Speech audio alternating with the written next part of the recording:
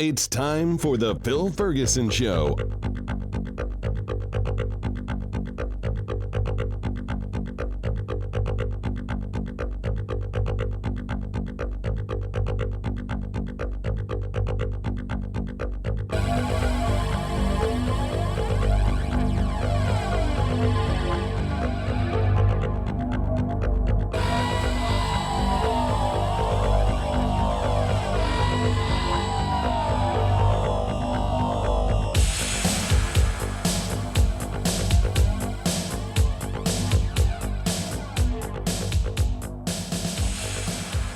Benvenuti a tutti. Hello, everybody.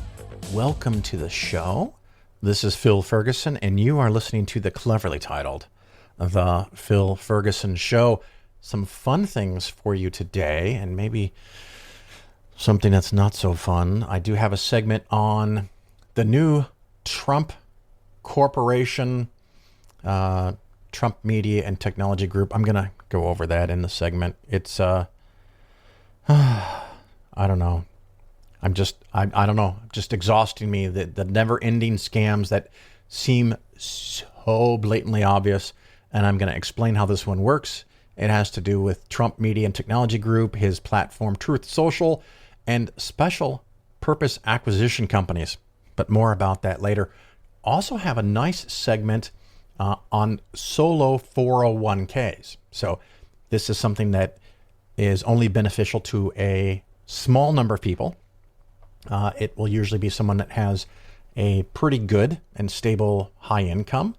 It is if you have a business and you don't work for somebody else that already has a 401k, you can set up your own 401k for a relatively, quite reasonably small amount of money and set aside for yourself without paying taxes on it. Something in the high 50s, maybe even the low 60s. I'm talking thousands of dollars. If you meet all the exact right conditions, and particularly if it's only you. So you have to have a big income, your own company, you're the only employee.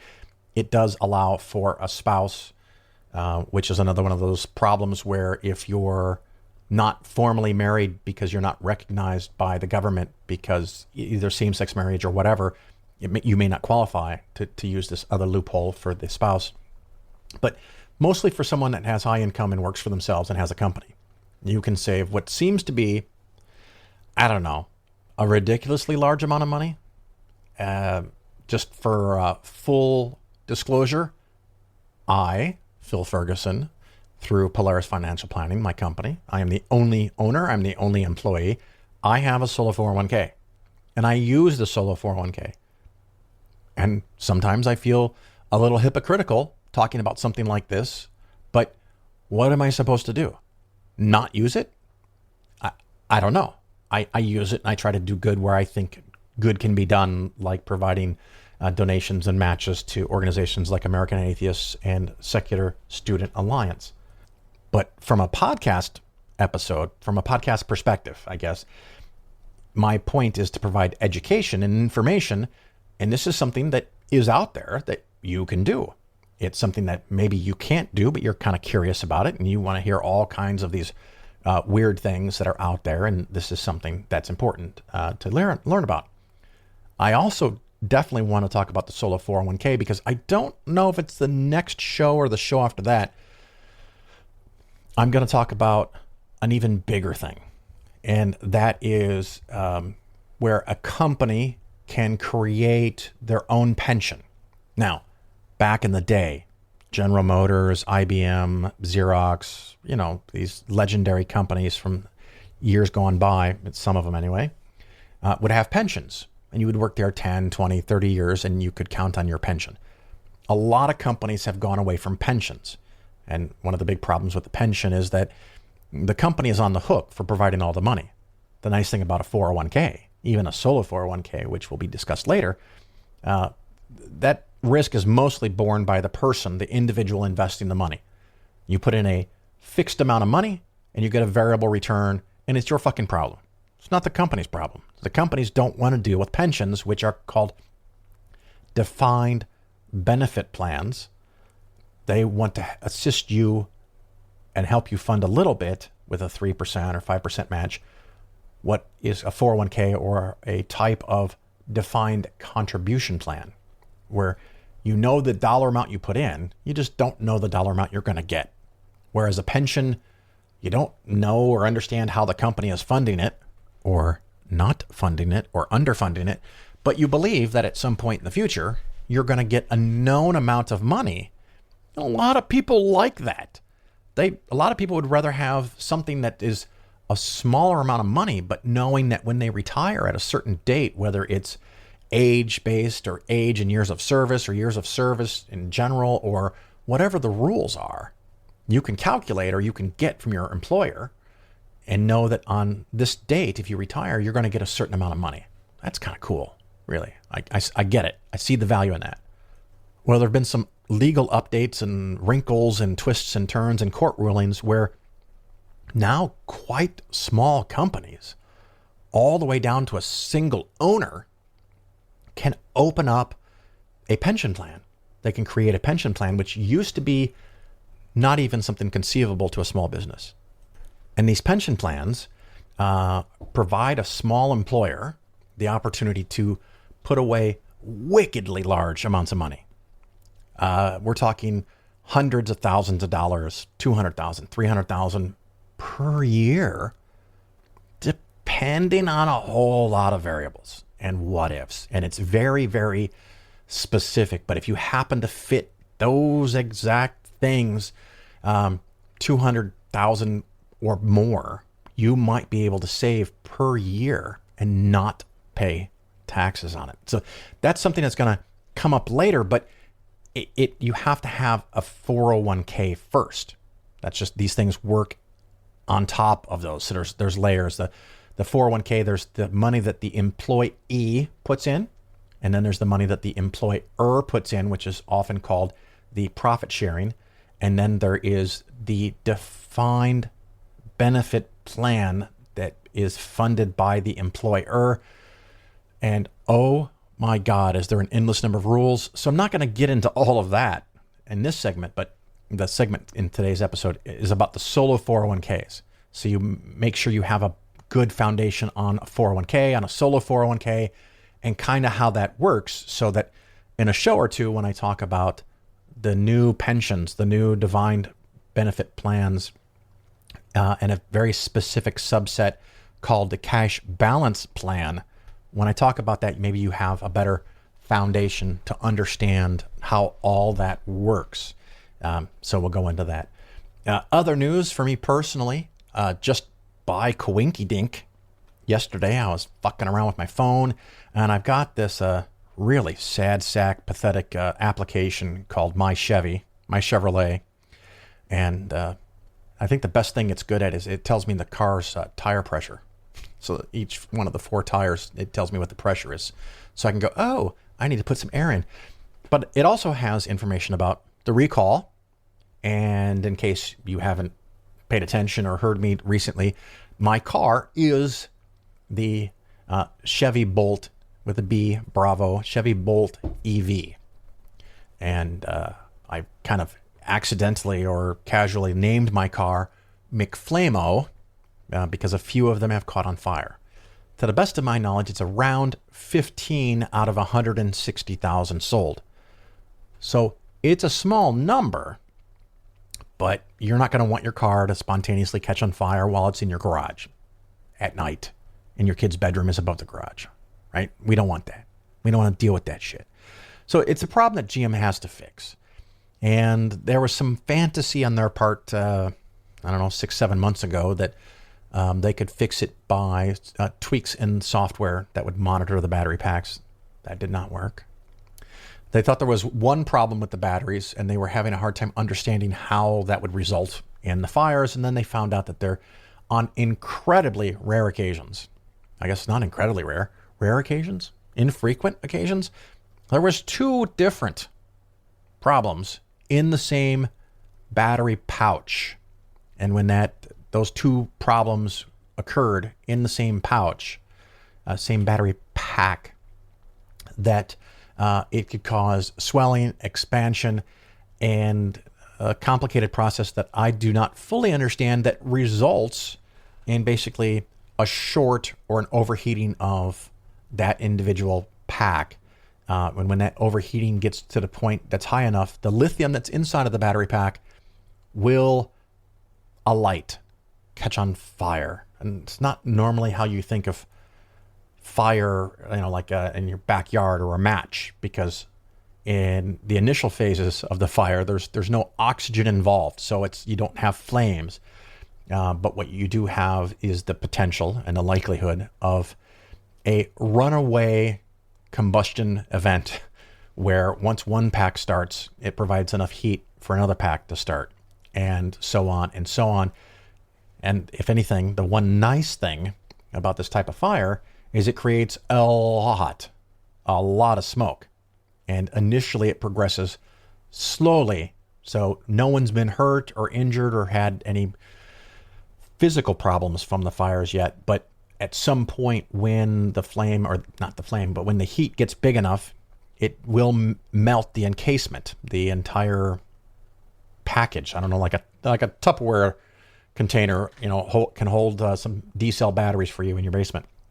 When that containment unit melts and the extreme heat is able to get to other combustible items and oxygen, it can really take off. And that becomes a big problem. And like I said, it's 15 cars so far. But GM has finally decided, with the help of LG, LG is ultimately, I think, primarily responsible, because when they manufactured the batteries, they did not meet the standards that they said they were meeting to produce the batteries for General Motors.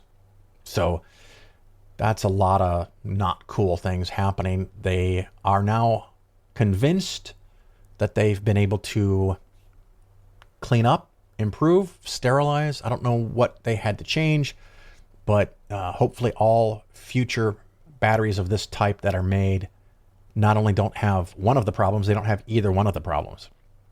So now GM is on this adventure to try to replace $2 billion or more worth of batteries in 160,000 cars. Yesterday, back to my story, I noticed on the app that I have now been selected to have my battery replaced, which is kind of cool because this process could drag out for months and maybe even years. I get to be one of the first ones. Why do I get to be one of the first ones, you ask? Excellent question. Because based on the location of manufacture, the date of manufacture, and many other criteria, which are unknown to me, General Motors, probably again with the help of LG, have been able to figure out which cars are the ones that are most likely to catch on fire. And they're going in priority order because they want to replace the cars that have the batteries that are the highest probability of fire. Makes perfect fucking sense. From an expense standpoint, from a liability standpoint, from a bad PR standpoint, you want to replace the highest risk batteries, or the batteries that are the highest probability of catching on fire first. Now, since I'm in the first few days, they only started this a few days ago, and I found out yesterday, my car is one of the first. I mean, we're talking, they haven't even done a couple hundred of these, and I've been notified. So, yay. I'm really lucky to find out that it's been very prudent for me to have my car out on the street. And thankfully, I have the luxury of living in a neighborhood and not an apartment building or some other high density environment where my car is pretty far from the house and other people and other cars. So that's great.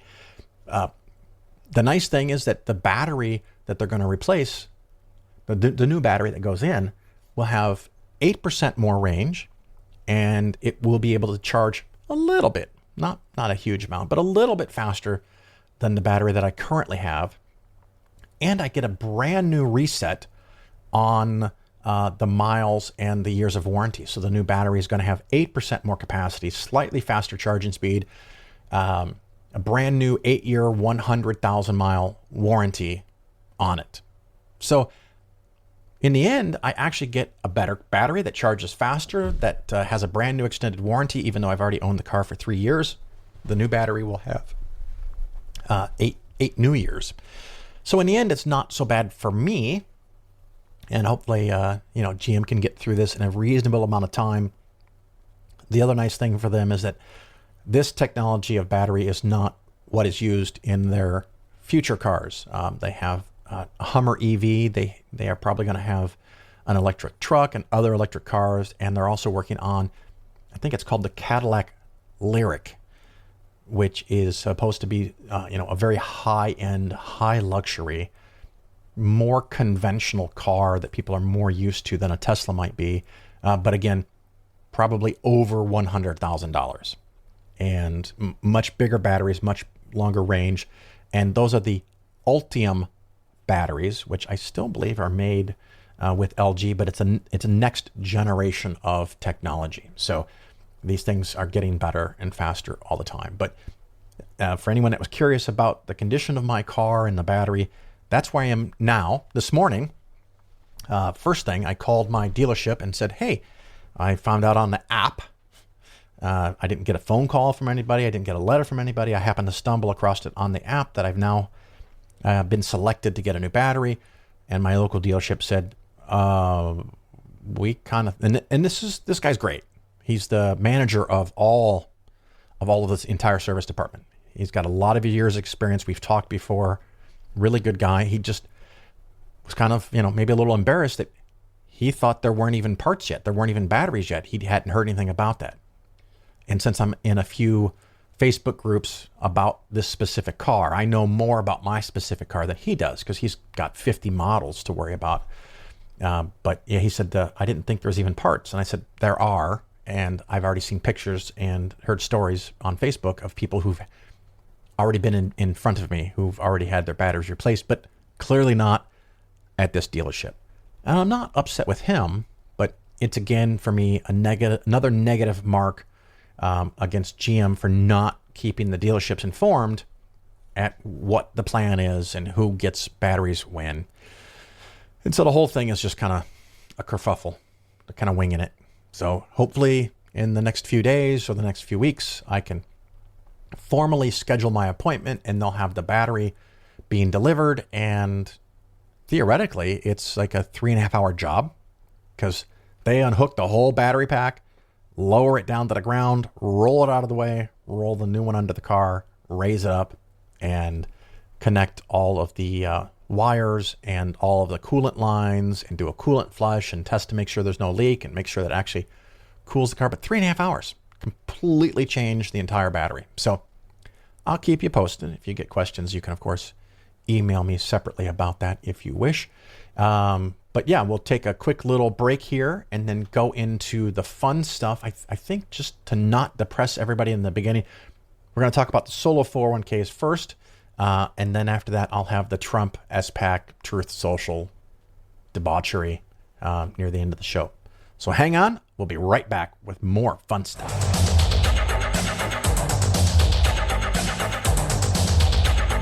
Section 5. Was Jehovah a God of love? Did these words come from the heart of love? When the Lord thy God shall drive them before thee, thou shalt smite them and utterly destroy them. Thou shalt make no covenant with them, or show mercy unto them. I will heap mischief upon them. I will send mine arrows upon them. They shall be burned with hunger, and devoured with burning heat, and with bitter destruction. I will send the tooth of beasts upon them, with the poison of serpents of the dust. The sword without and terror within shall destroy both the young man and the virgin, the suckling also with the man of grey hairs. Let his children be fatherless, and his wife a widow. Let his children be continually vagabonds, and beg. Let them seek their bread also out of their desolate places. Let the extortioner catch all that he hath, and let the stranger spoil his labor. Let there be none to extend mercy unto him, neither let there be any to favor his fatherless children. And thou shalt eat the fruit of thine own body, the flesh of thy sons and daughters. And the heaven that is over thee shall be brass, and the earth that is under thee shall be iron. Cursed shalt thou be in the city, and cursed shalt thou be in the field. I will make my arrows drunk with blood. I will laugh at their calamity. Did these curses, these threats, come from the heart of love, or from the mouth of savagery? Was Jehovah God or devil? Why should we place Jehovah above all the gods? Has man in his ignorance and fear ever imagined a greater monster?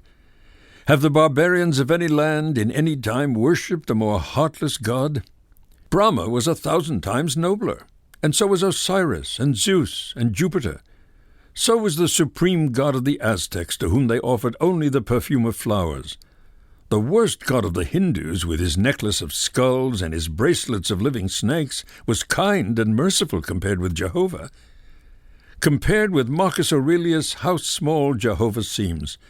Compared with Abraham Lincoln, how cruel, how contemptible is this God.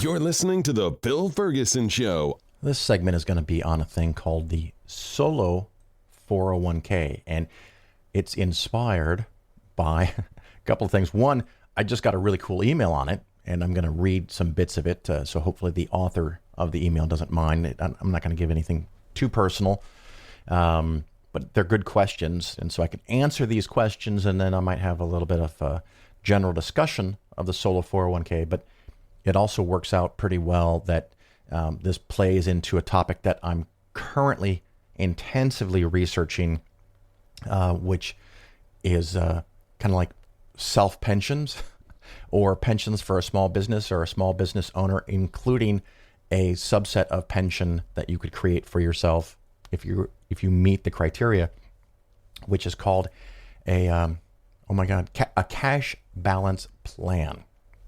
But that may be several shows from now. But this is kind of a primer because you need to understand this part before you can understand the cash balance plan. And this part a little bit, but the cash balance plan, it's one of those segments that really, unfortunately, specifically applies to people that make a lot of money. Now, I say unfortunately because a lot of people don't make a lot of money. And so you might find it fascinating and interesting in hopes and expectations of someday you're going to make a whole lot of money. And sometimes I do segments for people that are starting with $1,000. Well, this is not, that episode won't be one of those segments. It's going to be about people that have a bunch of money. So just kind of the way it works. And I try to cover the entire range of income on the show. So anyway, back to the email. The gist of this, the author has explained that they recently got a promotion and a pay increase at work. 2 thumbs up. That's fantastic. Kind of actually ties in with another topic that I think is going to be in this episode, but it might not be, about unemployment and unemployment numbers. But they've gotten a pay increase. So good for them. And the funny thing that can happen if you are really fortunate and make a really good amount of money, or if you're married, if you make too much money as measured by modified adjusted gross income, then you may lose your qualifications and your ability to put money into a IRA or a Roth IRA.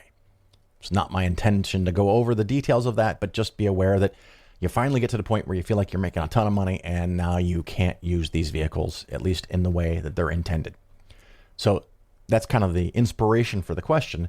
This person is worried that because of their increase in pay and they're a W-2 employee, they're already maxing their 401k and their Roth, and now they're worried they might lose the ability to contribute to the Roth. So you have the theoretical potential of using a thing called the backdoor Roth. Again, this is a whole nother segment, and I've done it before, so you could hopefully just Google the Phil Ferguson show backdoor Roth, and you can find it. If not, send me an email. Maybe I'm due to cover that.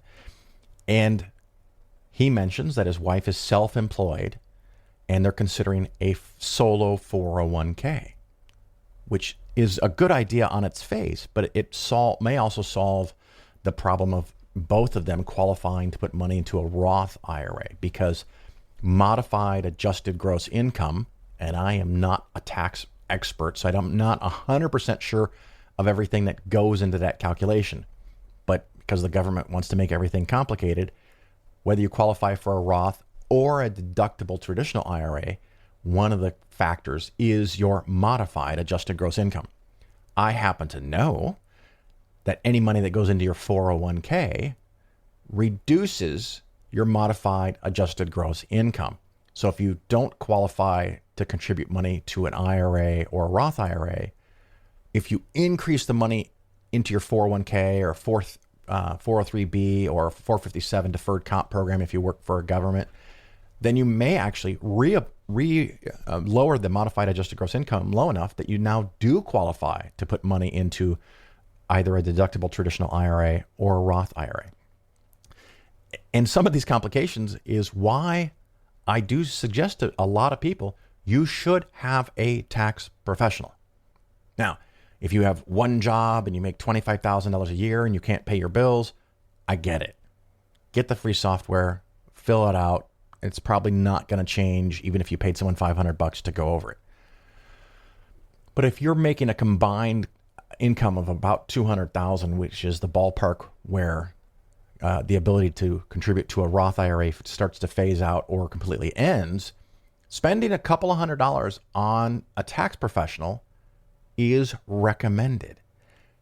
And keep in mind, you have to do this correctly. So if you simply just gather up all your tax documents in January and February and March 3rd, you go to your tax professional and you hand them all the documents and they just key them into the software that you could have used at home, yes, that would be stupid. That's a waste of your money. The really important thing is to talk to your tax professional when it's not crunch time. It's not the last few days, the last few weeks, or the last month before taxes are due. It's right the fuck now in October, right? July is great. November is great. December, maybe rough holidays and all that shit. But you want to have a tax professional, schedule a meeting, pay their hourly rate, whatever it is, and you go and you sit down and you go over theoreticals and what ifs and possibilities.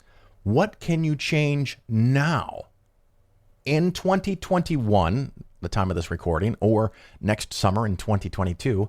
What can you change in the current tax year that makes your situation better financially? Just freeform it. You know, you're paying them to talk to you. See if they have any ideas. Make sure they understand all the nuances of your financial situation. Bring them documents. Talk about what ifs. If you read an article, say, hey, would this work for me? Would it not work for me? And ask them open-ended questions. What do you see people in my situation not doing that we could be doing to reduce our taxes? With a CPA and a tax professional, one of the things that I found over time that can be a tricky thing is that you have to be very careful in how you ask the question. And I can fall victim to this as much, if not more, because I have issues. And as people around me can tell you, I can be painfully pedantic. So if you ask a yes or no question to a tax professional, you will likely get a yes or no answer. If you use the wrong word, because you don't know the words to use, you don't know the specific words for the industry of the tax world, if you use the wrong word, you might get a perfectly valid and precisely accurate answer that didn't actually address what you wanted to ask, but you didn't even know the words to ask it. So pay attention to what you know and don't know. You can read up a little bit, or you can, like I said, ask open-ended questions. What can I do better? What do you suggest? Am I doing anything wrong? How can I pay less in taxes? All of these things, would it be good for me to have a Roth IRA? All these things are questions you can ask and talk to someone when they're not under this enormous pressure of deadline of doing everybody's taxes all at the same fucking time. Okay, back to the email. His wife is considering opening up a solo 401k at Vanguard. You can do this at many places. You can do it at TD Ameritrade. You can do it at Schwab. You can do it at Fidelity, and probably dozens of other larger brokerage firms. And the solo 401k requires that you have a job, you have a company. I don't know if a 990 would work. If they just pay you not W-2, just 990, like as a consultant. If you are a consultant and you have a business and they pay the business, it would work. I'd have to check on that. Sorry, something I don't know off the top of my head. So if you have a business, and I think virtually any business type would qualify, then the business receives money because the business sponsors the solo 401k. You can't just do it yourself. Sometimes it's called the self-employed 401k, solo 401k, individual 401k. I can't think of anything else. But so you can have that, and you can set up the solo 401k, and there's a standardized form that you can actually get from the government and check a few boxes, and that becomes your plan documents, because you have to have plan documents. And it has things like how old you have to be to participate. If it's just you, it may seem silly, but that's part of the requirements. How many hours do you have to work? How many years do you have to be there to qualify? Just like maybe what you've seen from your current or previous employer's 401k. You have to set up and answer a series of questions. Then the solo 401k, it's in the name, solo, applies to you, the one person who's setting it up, with the one additional exception: it can be inclusive of your spouse.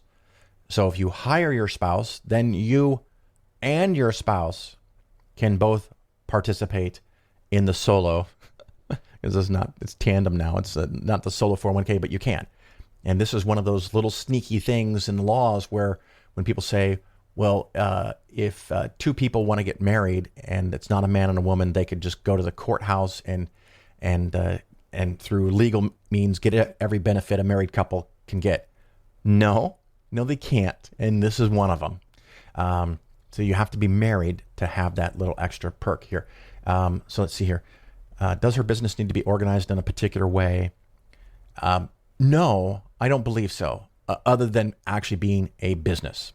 Like I said, I think just receiving a 990 for doing consulting work won't qualify. But if you have a business, like I have a business, mine is a single member LLC, which confuses a lot of people because it's not a very common type, because you can have LLC mostly more than one person. And so it's the single member LLC. And here, is it kosher for part of her employee contributions to come from my salary? No, that is not kosher. That is not allowed. However,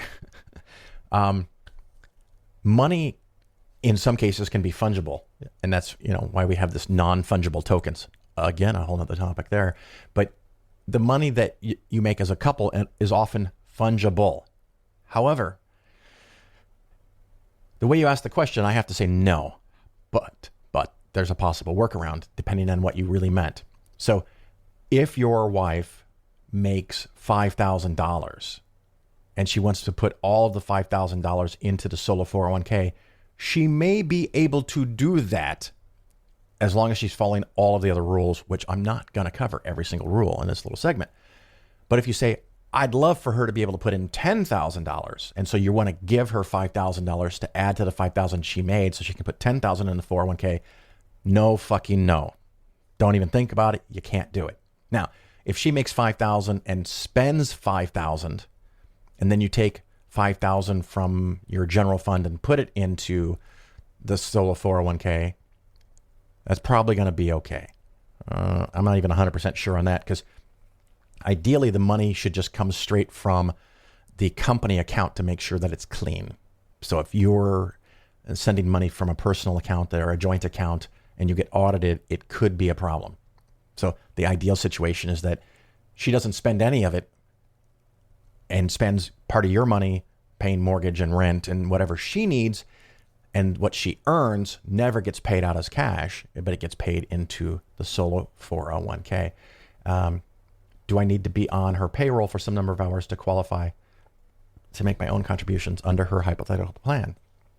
If you want to participate in the solo 401k as the spouse, you would indeed have to be an employee.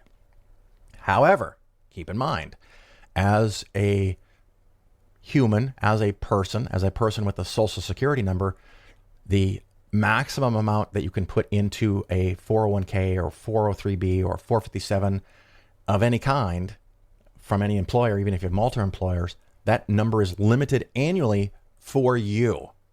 It's not per 401k that you're a member of. So if you are personally maxing out your 401k at your W-2 job, your regular day job, and then you go to work for your spouse, you can then you can't then add, let's say, another $19,000 to a second 401k. That doesn't fly. That's not allowed. But if you wanted to participate in her plan and you had the ability to add more money to a 401k and you weren't already maxing out a 401k, yes, you would have to be an employee.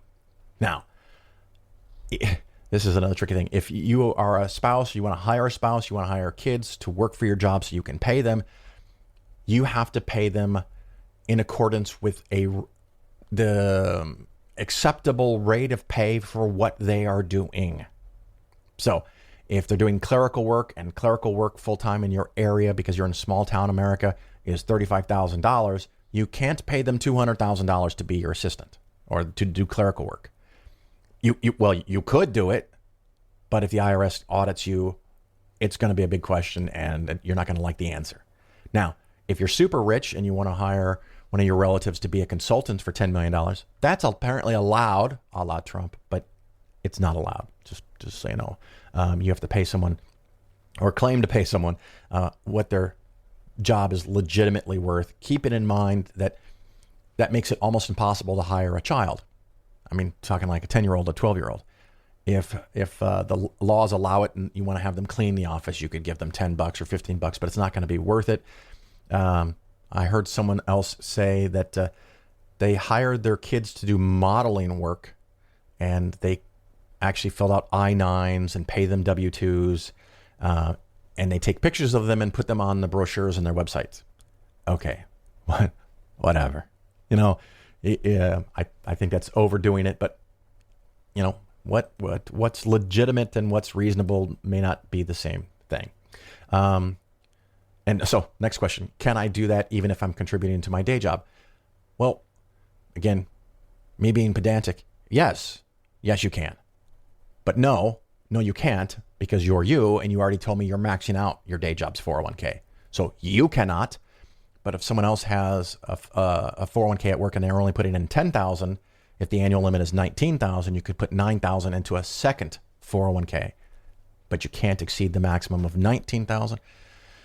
I think that's the current number. And then there's also the catch-up provision, where you might be able to add an extra $6,000 if you are 50 years of age or older. And again, this is one of those things, you have to be 50 in that year. So if you turn 50 on December 15th of 2021, then you can add the extra $6,000 for the entire year. Please check with your own qualified tax professional to make sure that Phil has this correctly. I'm pretty sure, but I'm not going to pay the penalty if you fuck it up. Whose fund choices are okay but inadequate? Oh, okay. So yeah, you could. They're asking questions about Fidelity and can they do it there? Yeah, you can do it at Fidelity. You can do it at Schwab. You can do it at Vanguard. You can do it at TD Ameritrade. I know that for a fact because I have done this at TD Ameritrade. And so, of course, there is the amount you can put in from your wages, and there is the possible catch-up provision if you're over 50. And the employer can also kick in money in a solo 401k, which gets to be weird. And so in my case, I, as the employee, the only employee of my solo 401k, put in the maximum amount allowed by me to be put into the solo 401k. And additionally, me now as the employer, me as the company, as the representative for Polaris Financial Planning, the company can kick in and match or put in money, and that's often called a profit sharing component of the 401k. I just think of it as the two different parts, the employee and the employer part of the 401k, but the employer part is often called the profit sharing part. So with that, I think it's like another $37,000 is available. Any company that you work for that has a 401k that traditionally they might match 3% or 5% or 50% of the first 6% up to 3% or whatever game they want. If it was a really good company, they might say 10% up to $10,000, whatever. They could, by law, they would be allowed to, if the plan documents permit it, add something like $37,000 to your 401k every year if that's what they really wanted to do.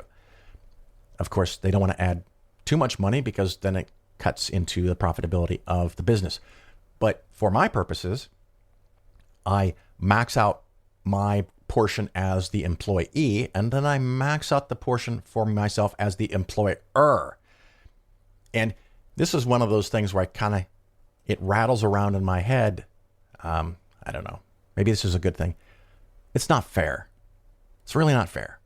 It's not fair that I know there are people who aren't making enough money to get by, and that I have enough money to max this out. It's for 2021, I think it's something like $63,000 that I can put aside and not pay federal and state income tax on. Now, I still pay all the FICA required, and I pay all of the Medicare insurance premiums that are required. So I lose 15+% of that money, at least for a while until the FICA phases out. But I can do that. A lot of people can't do that. A lot of people that make good money that don't have their own business can't do that. So that's just some thoughts about a solo 401k. So if you have your own business and you're lucky enough to have money left over at the end of the year or during the middle of the year that you know you're not going to need back, you could create a solo 401k. And if you meet all of the additional criteria, you could put in up to something like $63,000 if you're over the age of 50. And again, if you have sufficient income from the business. I think the employee part, the $19,000 or $25,000 with the age catch up, you have to make that much money before you can put it in. And then the additional part from the employer, I think, is limited to something around 25% of the profit of the company, because it's the profit sharing portion. So if the company has only $5,000 left over after it pays you $25,000 or whatever your salary is, it can't go and put $37,000 in there because it doesn't have $37,000. So you have to meet all of the little rules and little details. And so I just wanted to kind of cover that and let this listener know kind of some of the basics of how this works.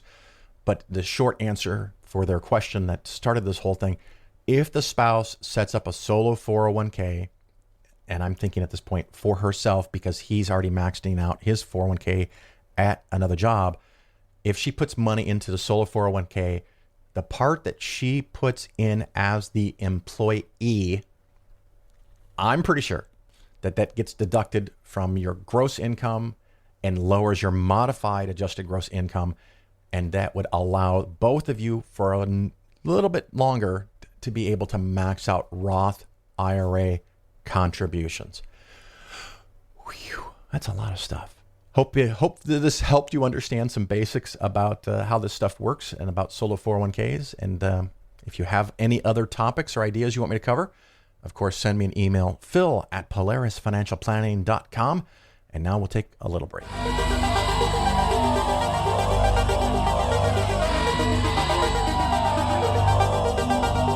The Phil Ferguson Show is for educational purposes only. Nothing said on the show should be interpreted as personalized investment advice. Your investments should be based on your situation, and you should consult with your financial advisor before taking any action. The show may contain ads. These ads are placed into the show by the hosting company after I finish recording and editing. I have little control over the content of the ads, and you should not assume that I support their products or claims. If you choose to support the show via the new Patreon page, that support does not create an advisor-client relationship.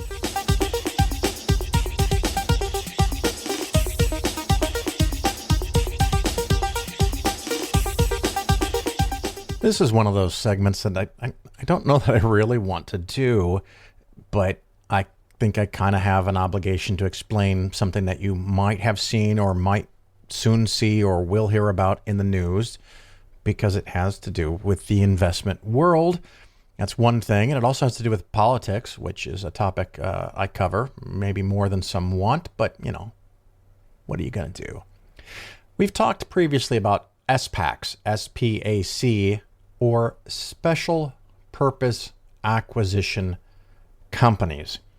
And this is the new thing. This was, I don't think this was really particularly used in the past, but now it's the shit, and it's a problem. It's a big problem. Just to show you that it's also known as reverse mergers or blank check company. The first time I heard about this had to do with a company called ChargePoint, a company I like, a company that's important in the building of the electric car charging infrastructure in the United States. So it's right up my alley. And historically, a company like ChargePoint, once they get to a certain point in size and they want to go public, they might have to do what Amazon did or what Facebook did or what PayPal did, where you have to go through this kind of bureaucratic, over-the-top process of a review and investigation and validation of the company's worth and all those different things. And then you go public. You have an IPO, an initial public offering, a really big thing in the stock market and the culture of our country. And, when a company goes public, that's what happens. It has an IPO. Well, a special purpose acquisition company simply is a giant pool of money that already went public. And the investigations, the normal checks and balances that you would do from a government agency or the SEC or whatever, when they look at a special acquisition company, they might say, hey, you're offering shares out there that are going to be worth a total of $100 million, and you're sitting on $100 million of cash. That makes perfect sense to us. You don't build anything. You don't buy anything. You don't have any debts. It's going to go on the market worth $100 million. You have $100 million, right? It's a no-brainer. It's incredibly easy for one of these companies to go public. So on a regular basis, I'm talking weekly, maybe even daily, there's new special purpose acquisition companies that are going public. Cool. Whatever. A bunch of people with a bunch of money are buying these things, are investing in these things. They're private companies that don't do anything. They don't buy anything. They don't sell anything. Again, they have no assets. They have no debts. They have no liabilities. They might not even have any staff. Nobody runs it. It's just a managed company, and all they're saying is that we are going to hold a bunch of cash. So you can buy these shares, and then once they raise enough money, maybe they go public through an IPO, but it's special purpose acquisition company number 5 or special purpose acquisition company number 27. It doesn't matter. You don't know who they are. You don't care. You don't know what they do. It's just cash. But it's a way for people with a whole bunch of money to invest into a company that can then take all of the cash, and I'm going to keep using this $100 million example. They can take that $100 million that they've collected, and they can go out on into the world and buy a company that's not public. This is what happened with ChargePoint. I don't have a problem with how it happened, but it kind of was a little bit of a surprise to me. I constantly learn new stuff, even though I've done this for like 25 years, but a special purchase acquisition company that had a great big pile of cash, had enough cash to go buy ChargePoint company. And so everyone that owned shares of that private company got shares of the new public company that bought the private company. And then the public company, which was already on the market, which had a name, and it doesn't even matter what the name was, bought ChargePoint. And since they now own ChargePoint, they changed their name to ChargePoint. So in a weird kind of psychotic way, it almost looks like ChargePoint bought ChargePoint, but it wasn't. It was a company that had publicly traded stock, that had a big pile of cash, that went and bought ChargePoint, and now they changed their name to ChargePoint, and now the two are one. They've kind of merged together. So all this cash goes to ChargePoint, and a bunch of it goes to the people that owned the privately traded stock, the founders and the initial people and people that got shares instead of higher pay, that were taking a risk on the company and working for them and helped make it pretty cool. So all those people have an opportunity to get out very easily because now they don't own stock in a privately traded company where you have to find the person that wants to buy shares from you. It's now a publicly traded stock. It's easy. You can put in a market order, you can do limits, you can do margins, you can do anything that you can do with any other generally traded stock, generally public stock. And if you're an executive, you can set up a program that every month or every quarter or once a year, you sell 5 or 10% of your shares. So there's no conflict of information or insider trading. And you can get all your money out over whatever period of time that you want to. So it's very handy. And it's a very nice thing to do. Now, it has worked so well, and some of these first special purpose acquisition companies were able to go out and buy in their entirety several not necessarily small, several privately traded companies and make them go public, that this is a very, very valuable thing because you don't have to pay all the commissions to JP Morgan or Morgan Stanley or Schwab or whatever bank or brokerage firm that helps you go public that normally, historically, has taken a cut. Because when the special purpose acquisition company goes public and becomes a publicly traded stock, it's phenomenally easy because it's just cash. And so now you have a legitimate, air quotes, potentially legitimate company. And there's nothing financially particularly risky about buying that stock because if it's trading for 100 million and they have 100 million in cash, whatever. You just, instead of owning cash, you want to own stock. But of course, once it's a stock, people can pay more for the stock or pay less for the stock. And its price might move independent to the amount of cash that they have on hand based on what you think they're going to do or what they then do next. Well, anyway, one of these special purpose acquisition companies has now paid a buttload of money for Trump's brand new company, Trump Media and Technology Group. And so this unknown, unnamed, publicly traded special purpose acquisition company, which may have had hundreds of millions of dollars, went and bought completely in one shot Trump Media and Technology Group. And now they changed their name to Trump Media and Technology Group, the SPAC did. And now Trump's company, voila, overnight is a publicly traded company worth hundreds of millions. This is here as an initial enterprise value of $875 million. And now there's a lot of people who want a piece of the action, who want to be invested in Trump Media and Technology Group because I know, it's surprising every time I fucking think that it's a possible reality. People think that Trump's a good businessman. People think that Trump is the way. Trump is the one. Trump is the future. And if he owns a company, oh my God, I have got to get a piece of that. And it doesn't matter what I pay because it's going to be worth more in the future. And so the value of Trump's Media and Technology Group, as purchased by the Special Purpose Acquisition Company, has doubled, tripled, 5 times. I don't know what the number is today. I didn't even look it up because I don't care. I'm fucking depressed about it. But that means everyone that had stock in this nascent company, Trump Media and Technology Group, which may actually really have achieved next to nothing, hasn't really done anything, is now possibly a company that's worth $2 billion. And if you own stock in it and you've ridden this wave up to the top, you can sell it. And different stories say that Trump might be able to cash out for anything from $300 to $700 million. He didn't do a thing. I mean, it's a great gig if you can get it, I guess. If people believe in you so much that just a bunch of rubes from around the country and around the world are willing to drop in a few hundred or a few thousand or tens of thousands, there's no limit on how much you can spend on this stock. There's no limit, no restrictions on how high a price you can pay for for the stock. It's a publicly traded stock. The idea that the market will check for this, that no one was going to pay a really high price or an artificially low price for a stock, we know that breaks down from time to time with real companies. But what if it's not a real company? What if it's an idea?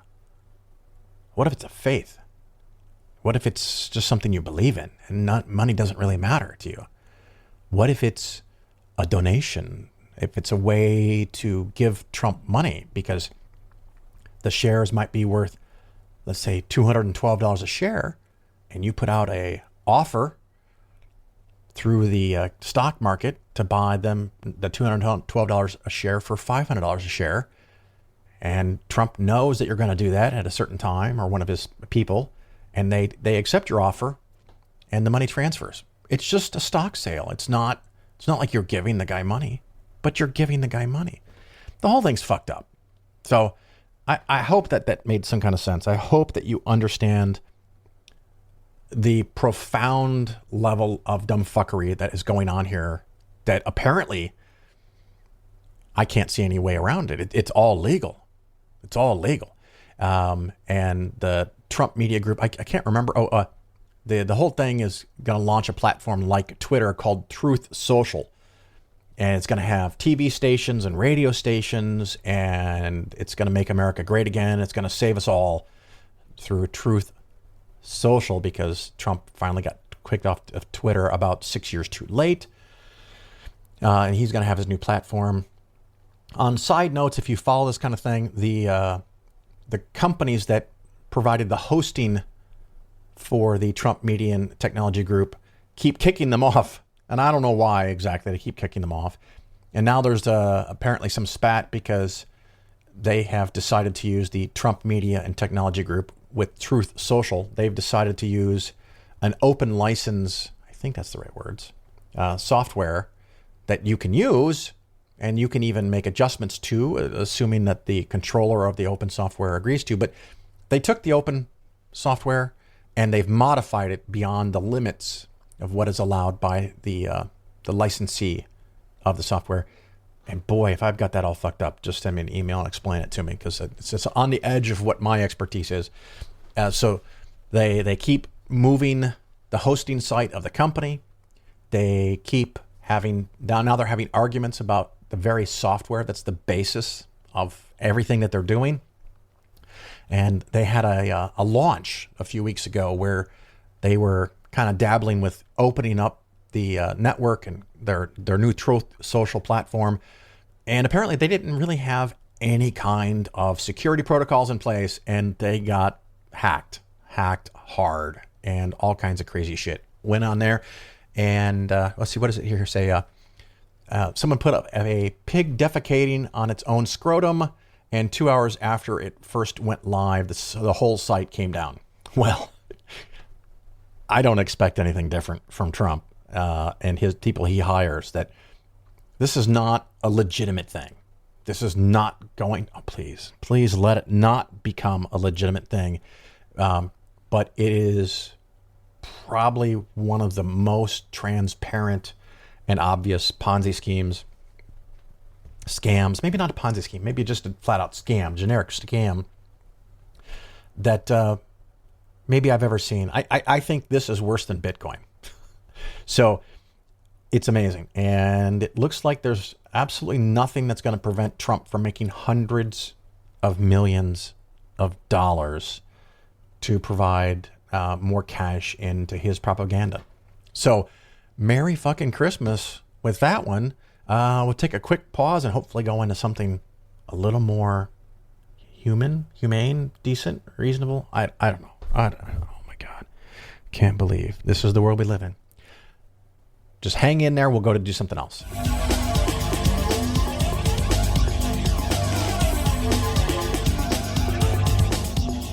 You're listening to The Bill Ferguson Show. Section 6, Jehovah's Administration. He created the world, the hosts of heaven, a man and woman, placed them in a garden. Then the serpent deceived them, and they were cast out and made to earn their bread. Jehovah had been thwarted. Then he tried again. He went on for about 1,600 years trying to civilize the people. No schools, no churches, no Bible, no tracts, nobody taught to read or write, no 10 Commandments. The people grew worse and worse until the merciful Jehovah sent the flood and drowned all the people except Noah and his family, 8 in all. Well, then he started again and changed their diet.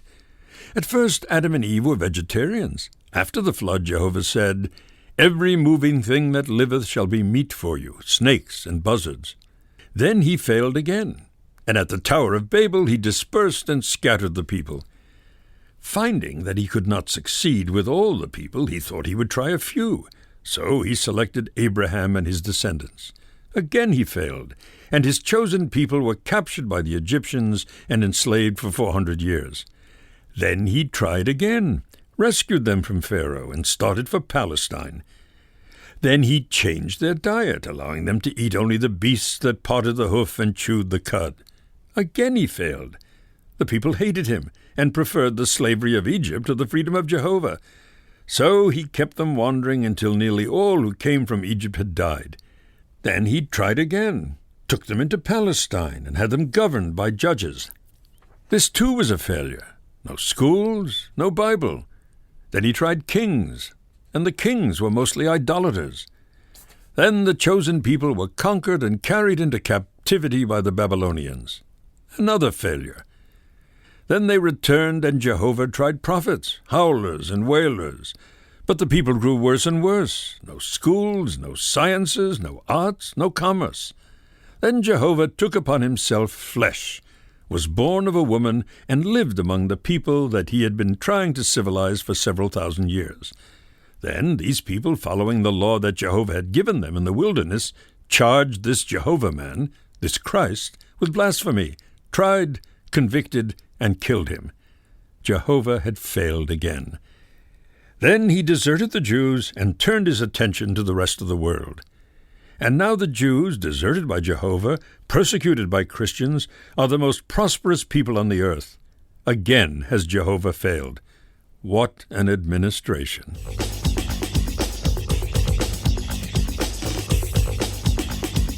I am so delighted you're still here because I forgot something I was supposed to mention at the beginning of the show. I had it in my notes, and after I recorded the whole fun, lighthearted, loving intro section, I see in my notes that I didn't cover this.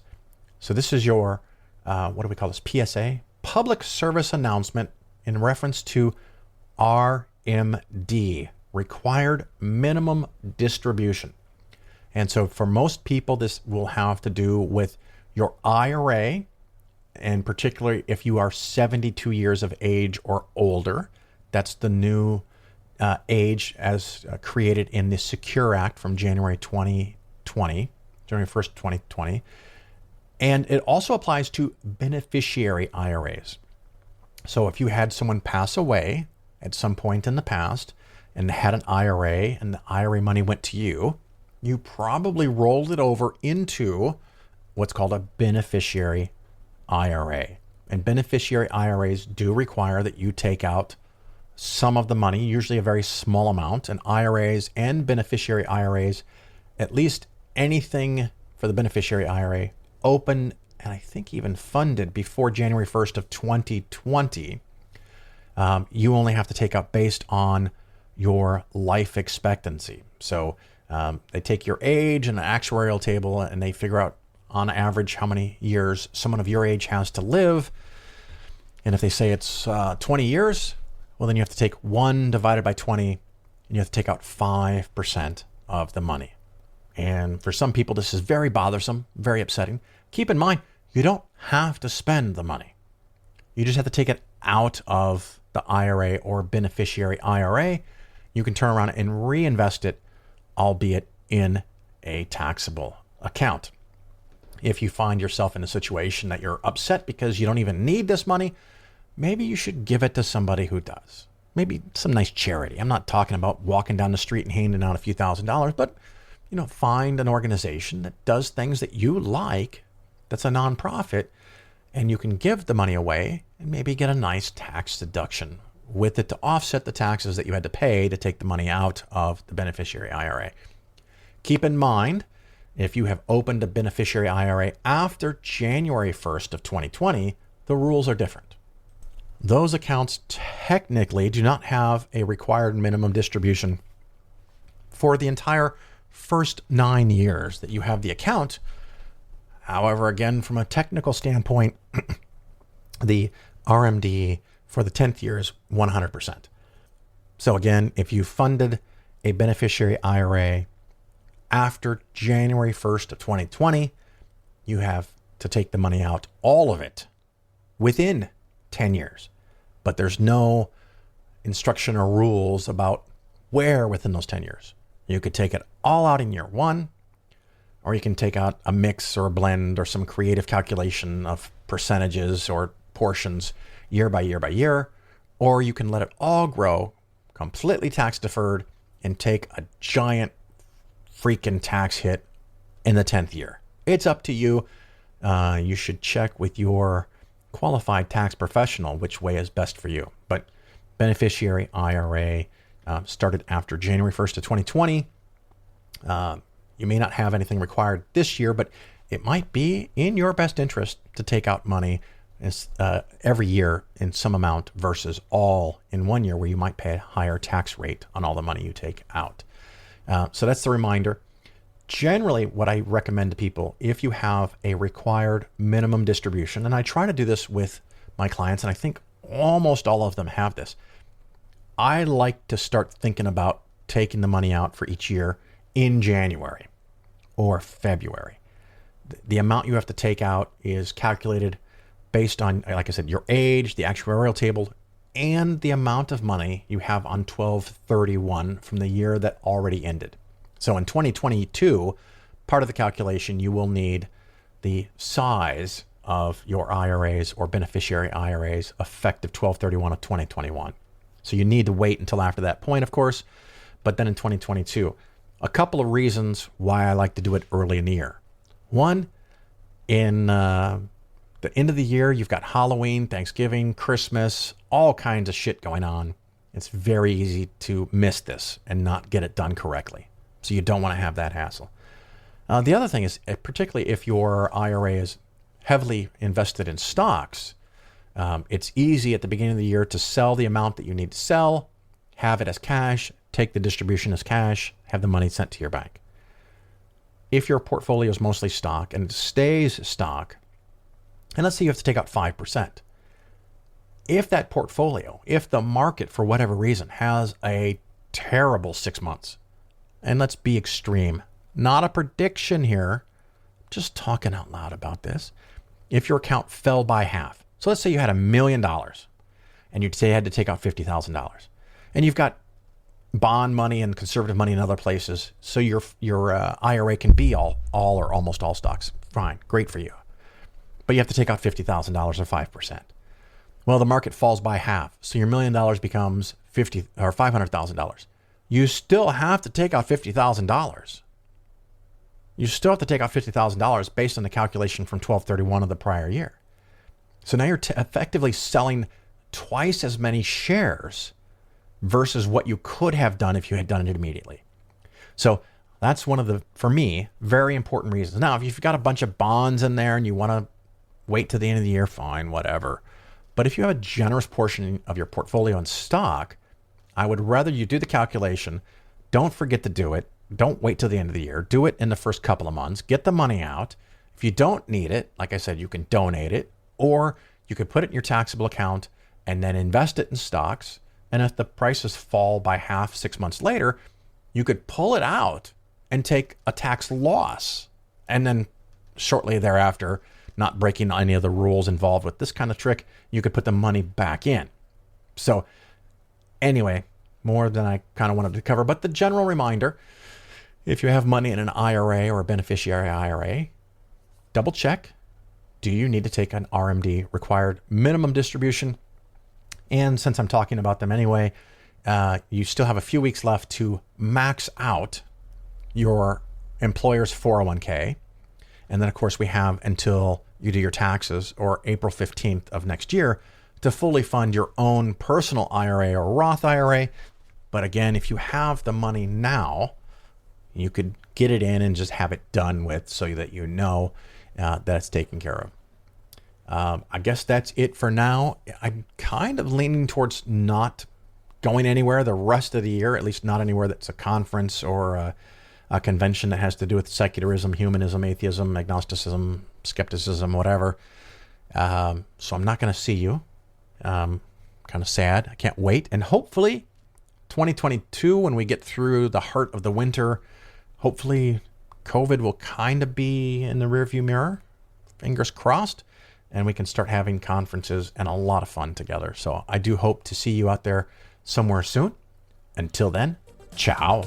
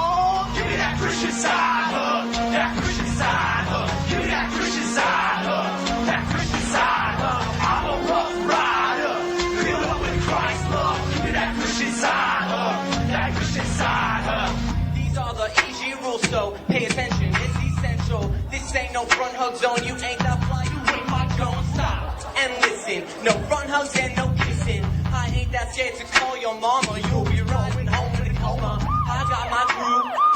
You ain't got nothing. Follow these rules. Yeah. Cause we ain't bluffing now. You ain't no rabbi. You ain't no priest. So rise up off me like the showbread with no yeast. Now don't use that front hug, boy. That makes it awkward. That's inappropriate now. You back up awkward cause we wanna keep our mind pure, wanna keep away from sin. That means it's you two, girl. Only one all around it. Give me that Christian side hug. That Christian side hug. Give me that Christian side hug. That Christian side hug. I'm a rough rider. Filled up with Christ's love. Give me that Christian side hug. That Christian side hug. Give me that Christian side hug. That Christian side hug. Give me that Christian side hug. That Christian side hug. I'm a rough rider. Filled up with Christ's love. Give me that Christian side hug. That Christian side hug. We be walking like, we be talking like, we be side hugging every day and night. It's how we do, boo. This ain't no club. So don't be hating on me when I show them love. We living holy, it ain't no thing. So put your hands in the air and let that shoulder hang. I'm going global, cause you don't know me. I'm buying babies like Angelina Jolie. So quit that hugging and slow down, mama. And hit my fist like President Obama. Now, Democratic ship in the Congress. Rebook. Democratic ship in the Congress. Rebook. Democratic ship in the Congress. Rebook. Oh, give me that Christian side hug. That Christian side hug. Give me that Christian side hug. That Christian side hug. I'm a rough rider. Filled up with Christ's love. Give me that Christian side hug. That Christian side hug. Give me that Christian side hug. That Christian side hug. Give me that Christian side hug. That Christian side hug. I'm a rough rider. Filled up with Christ's love. Give me that Christian side hug. That Christian side hug. I'm a married man. You know I can't hold hands. Front hug all day long with no other demands. But I ask for all of you until you say I do. No front hugging or PDA or your EG time is through. But some of y'all are slick, try to pull this trick. Your hug starts from the side, but soon it turns legit. So if you end up here, then go ahead and scream it. When I hug people, I leave room for the Holy Spirit. If a girl walks up with her arms spread wide, and she's front hug down without looking her eyes, you better turn to the side, pat her on the back. Jesus never hugged. Buddy like that, screaming. Give me that Christian side hug. That Christian side hug. Give me that Christian side hug. That Christian side hug. I'm a Jack, push inside.